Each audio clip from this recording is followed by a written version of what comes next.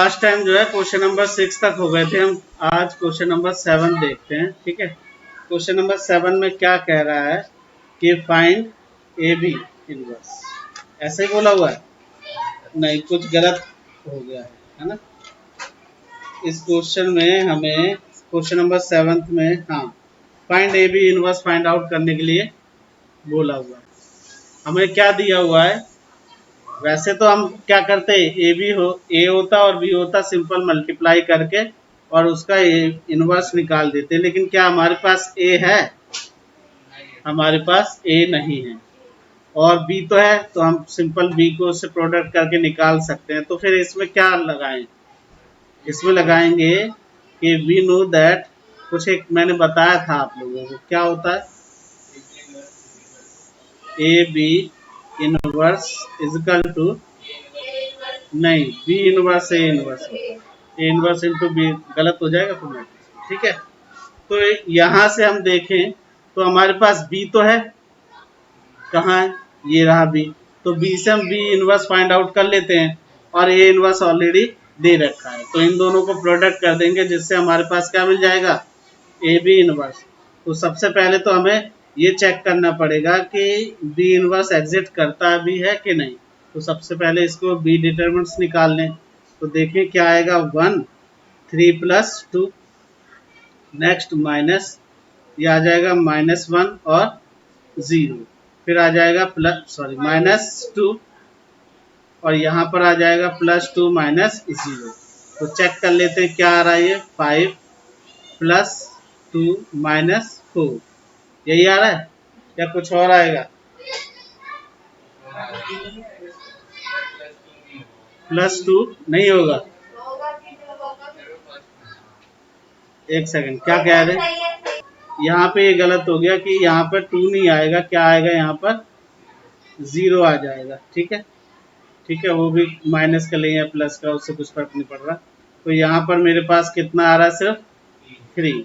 तो यह अपने पास आ गया 5 - 4 = 1। इसका मतलब ये इक्वल नहीं है 0 के, सो बी इनवर्स इज एग्जिट्स, ये तो एग्जिट करता है। अब हमें क्या निकालना है, को फैक्टर ऑफ बी इनवर्स, ऐसे ही करेंगे ना, को फैक्टर ऑफ बी, सॉरी। तो हमारे पास B11 निकालने, B11 क्या आ रहा है हमारे पास, 3, B12 कितना आएगा हमारे पास, माइनस में प्लस का हो जाएगा ना, प्लस का 1, ठीक है। और बी इनवर्स कितना, फर्स्ट और थर्ड कॉलम में, ये हमारे पास कितना आ जाएगा, फर्स्ट रो ये 2 आ जाएगा, चल जाओ भाई, ठीक है। Next second row first column, बताओगे क्या आएगा?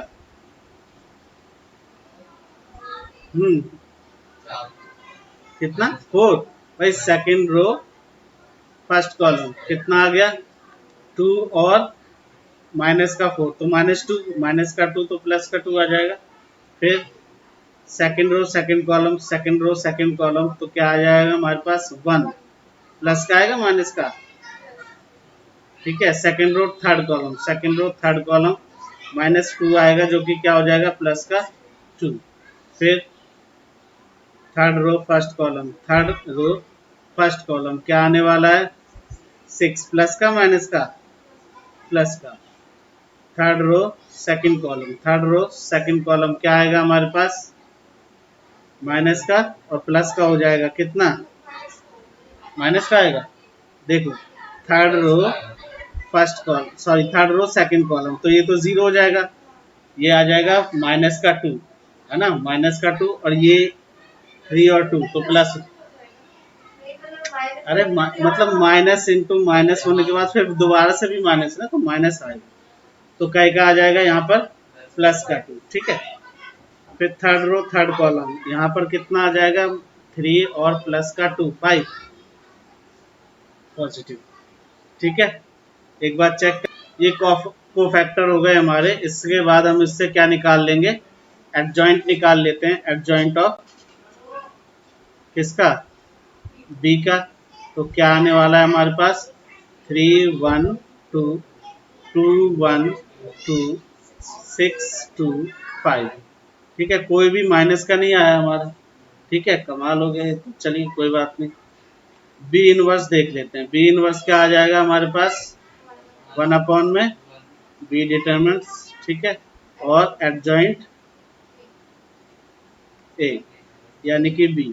ठीक है, तो यहाँ पर आ गया 1/1 और ये हमारे पास 3 2 6 1 1 2 2 2 5।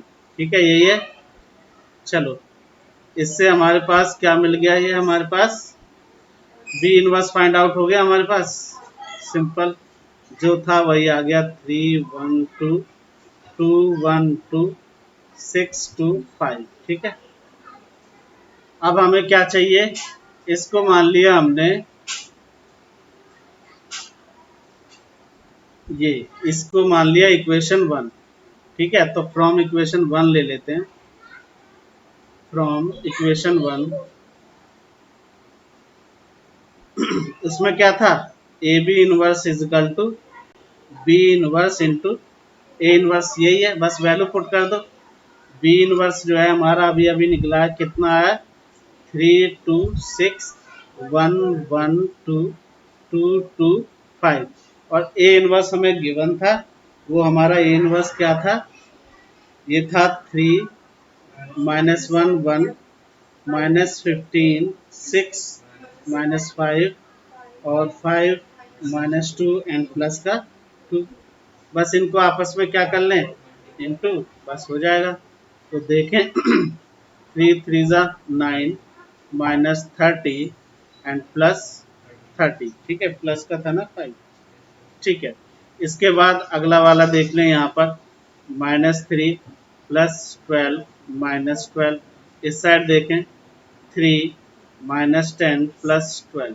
ठीक है, यहाँ पर देखें तो क्या आ जाएगा, 3 -15 एंड 2 को 10।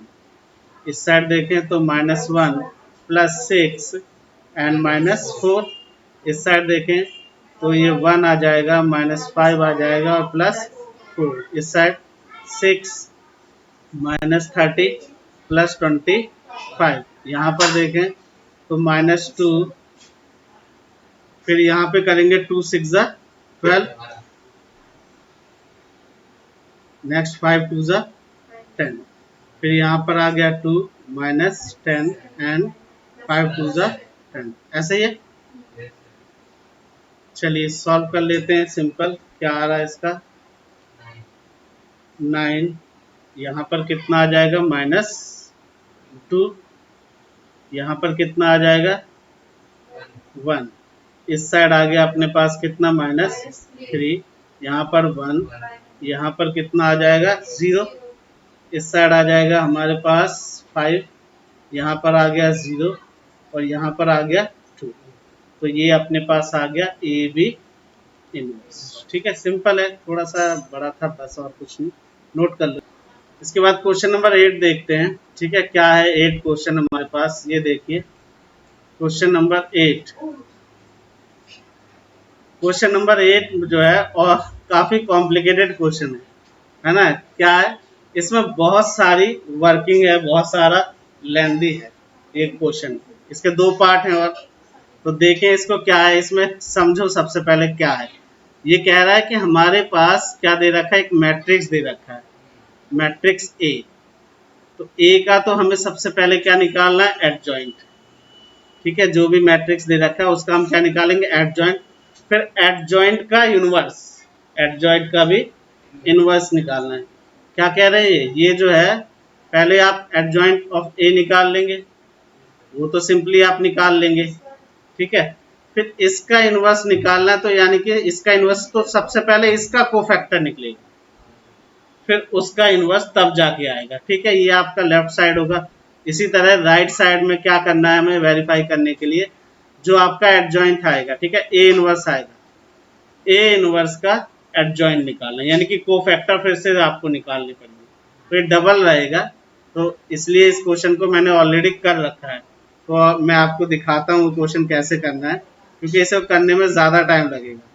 ठीक है, तो इसको करेंगे अभी। इतने नहीं, इतने परेशान नहीं हो लो, देख लो मैं दिखा रहा हूँ। ये देखिए हमें क्या करना है, फॉर ए इनवर्स सबसे पहले तो हम ये चेक करेंगे कि ए इनवर्स भी एग्जिट करता है या नहीं करता। ठीक है, तो हम को फैक्टर इसके सॉरी डिटरमिनेंट्स निकाल लेते हैं, चाहिए। ठीक है, तो डिटरमिनेंट्स निकाल लेंगे। हमारे पास ए दे रखा था, उसे डिटरमिनेंट्स निकाला, जिससे हमारा क्या आ गया है, ए डिटरमिनेंट्स जो आया -13। It is not equal to 0। इसका मतलब है कि ए इनवर्स हमारा एग्जिट करता है। एग्जिट करता है तो उसके बाद हम क्या निकाल लेते हैं, कोफैक्टर ऑफ मैट्रिक्स ए।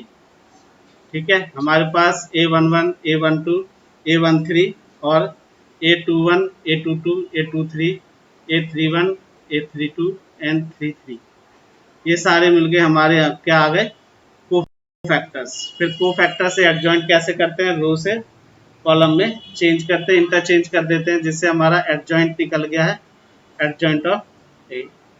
अब हमारा एडजॉइंट ऑफ ए आने के बाद हमें उसका क्या निकालना है, इनवर्स निकालना ना। हमें तो क्या फाइंड आउट करना था, इनवर्स ऑफ एडजॉइंट ए। तो हम सबसे पहले तो ये देखेंगे कि इसका निकालने के लिए पहले तो फार्मूला लगा लो आप ए इनवर्स निकालने के। इसको पता है सिर्फ इतना ही क्यों छोड़ दिया, क्योंकि हमें अलग से इसका इनवर्स भी निकालना है, और ए इनवर्स तो चाहिए चाहिए। ये देखिए, ए इनवर्स तो चाहिए, तो इसी से पहले ए इनवर्स फाइंड आउट कर लेते हैं, डबल डबल ड्यूटी क्यों करेंगे। तो 1/a determinants adjoint A, value put करिए एडजॉइंट की, और वैल्यू रखने के बाद हमने 13 को भी इसी के साथ अंदर मल्टीप्लाई कर लिया। इसको इक्वेशन 1 ले लिया और इसको इक्वेशन 2 ले लिया। हमें क्या शो करना था, एडजॉइंट ऑफ ए का इनवर्स इजकल टू है एडजॉइंट ए इनवर्स के। पहले क्या है, दोनों में फर्क है, ठीक है ना। तो अब मैंने अब इसको ए ले रखा है, तो इसको क्या लेट कर लिया, बी। एडजॉइंट ऑफ ए को क्या लेट कर लिया, बी। तो बी यही आ गए हमारे फैक्टर, जो ये आया था ना हमारा इक्वेशन नंबर 1 में। तो सबसे पहले अगर इसका इनवर्स निकालना है हमें, इसका मतलब है कि इसका मतलब क्या है, किसका मतलब, एडजॉइंट ऑफ ए का मतलब ये है कि हमें इसकी जगह अगर बी रख दे तो क्या हो गया, बी इनवर्स फाइंड करना है ना। तो सबसे पहले ये चेक करें कि बी इनवर्स एग्जिस्ट करता है कि नहीं करता। तो बी इनवर्स निकाला हमने।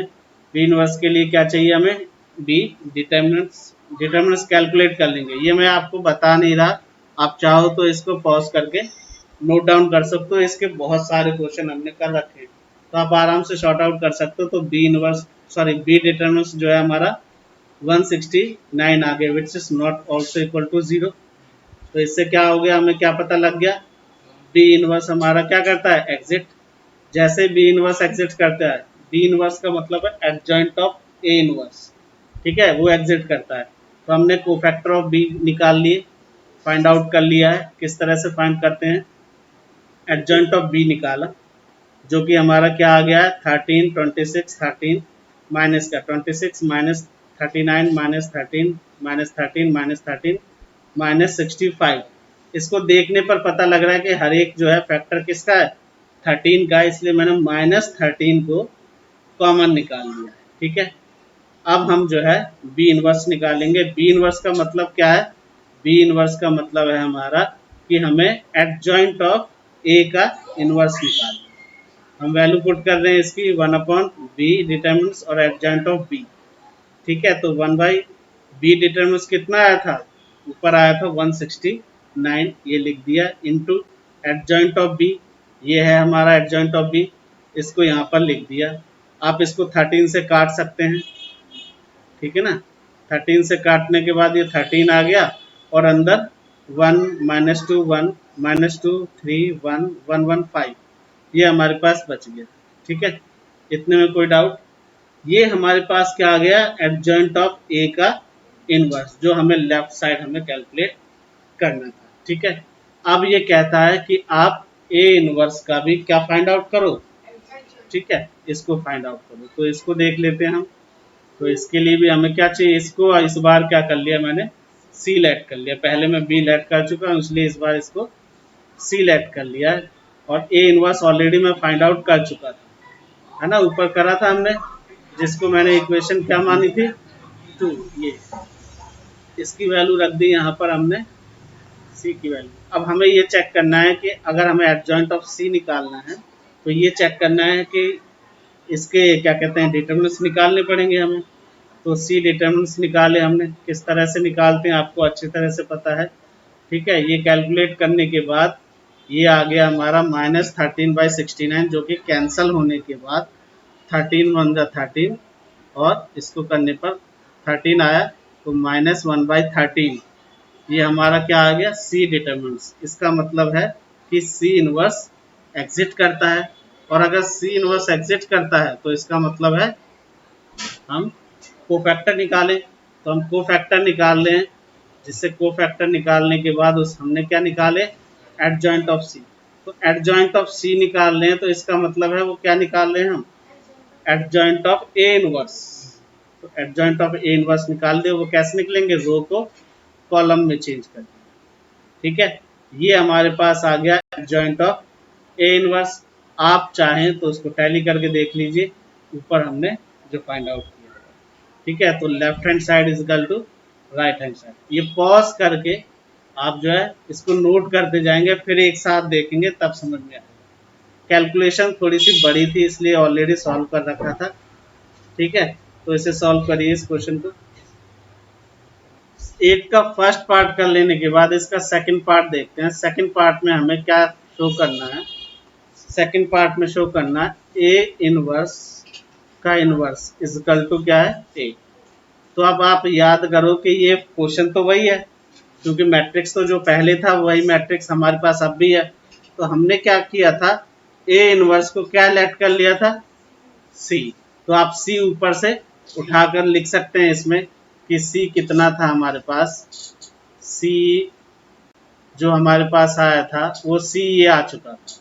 तो दोबारा सॉल्व करने की ज़रूरत नहीं है, मैं इसको लिख सकता हूँ। ठीक है, क्या लिख लें, लिख लेता हूँ इसको पॉज करके।